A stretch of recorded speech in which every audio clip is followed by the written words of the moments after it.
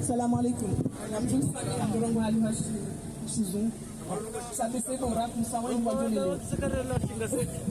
Donc, chères mères, pères, frères et sœurs qui êtes là, comme vous le voyez, nous sommes là.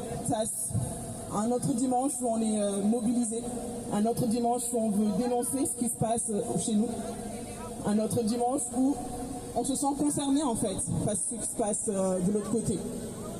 Donc à la base on m'avait demandé aujourd'hui d'être présente pour vous parler de la femme, mais en fait la femme dans la manifestation actuelle, elle est présente déjà, je la vois.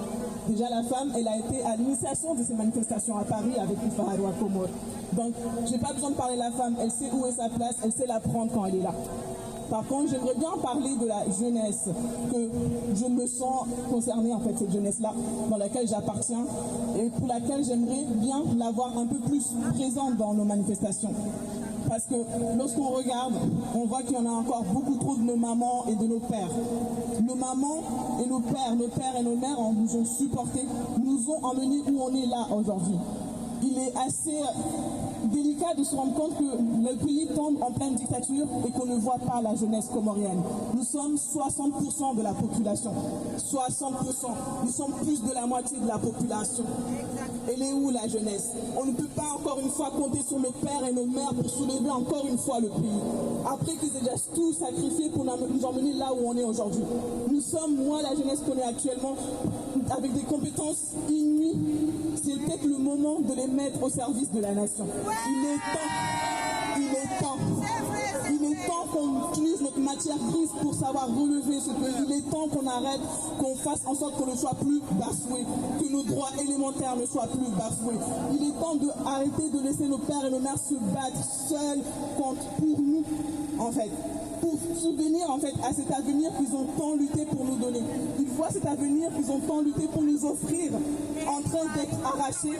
Et encore une fois, eux, ils sont là pour se battre pour cela. Pendant que nous, on se trouve plusieurs excuses pour ne peut-être pas s'engager. Je comprends qu'on n'a peut-être pas tous les éléments.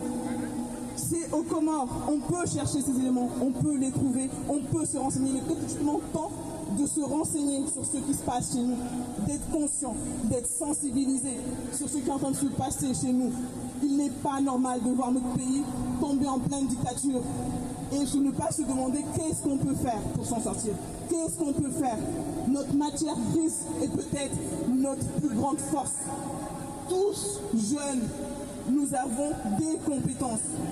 Nous avons un réseau. Nous avons quelque chose à mettre sur la table en fait pour s'en sortir. Je ne sais pas, nous sommes peut-être juristes. Il est peut-être temps de commencer à regarder les lois, les comprendre, les lois de nos pays et de savoir en fait de quoi il est question. Il est peut-être temps de commencer à s'intéresser aux institutions, de savoir en fait de quoi il en ressort. Nous sommes peut-être communicants, aidons-nous à communiquer. En fait, rassemblons-nous, rassemblons nos forces, rassemblons nos compétences au service de ce pays qu'on chérit tant. Les Comores, ce ne sont pas que les cocotiers et les plages, c'est des humains. C'est un peuple qui est actuellement en train de souffrir. C'est un peuple bâillonné actuellement. Un peuple que nous devons défendre en fait. Donc rassemblons-nous, mettons nos compétences au service de ce combat. Donc juristes ou autres, cherchez-vous, rassemblez-vous, organisons-nous, communicantes. Ceux qui ont un réseau, j'ignore, peut-être que vous avez un réseau, vous cliquez plus rapidement que votre ombre en fait. Vous êtes un réseau rien qu'à votre niveau. Partagez l'information, dénonçons et trouvons ensemble un moyen de s'en sortir.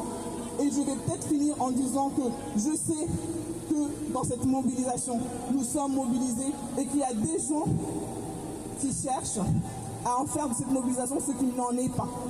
Des gens qui, on le sait en fait, auraient peut-être voulu faire ce que de l'autre côté, une certaine personne que je n'ai pas envie de prononcer le nom en train de faire subir au peuple comorien.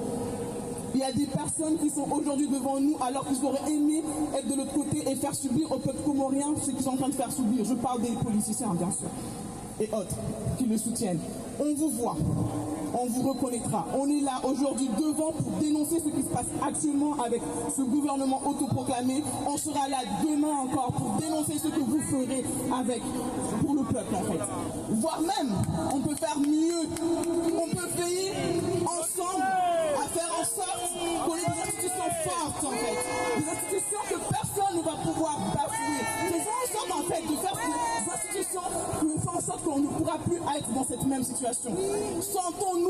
concernés parce que nous sommes concernés.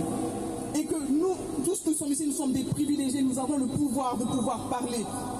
J'aurais jamais cru que pouvoir parler aurait pu être un privilège. Et pourtant, de ce côté de la terre où nous sommes, de ce côté du continent, nous sommes des privilégiés. Donc, utilisons ne serait-ce que ce privilège-là de la parole. Parlons, dénonçons ce qui est en train de se passer. Merci. Merci beaucoup, notre sœur Azlati.